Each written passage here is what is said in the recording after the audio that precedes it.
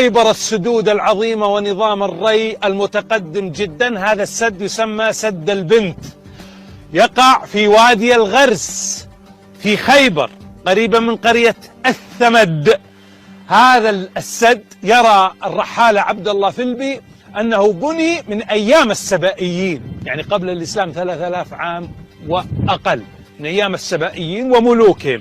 وفيه بعض الآراء ترى أنه بني في العصر الإسلامي الأموي، وأنا لا أميل لهذا الرأي، لأنه لم يكن هناك أهمية في هذا العصر، لأن الدولة الإسلامية في ذلك العصر في دمشق وفي بغداد لم يكن في ذلك الأهمية لهذه المنطقة لبناء هذا الصرح النادر العظيم اللي لا يوجد له مثيل في العالم ربما في وقته وإلى الآن باقي.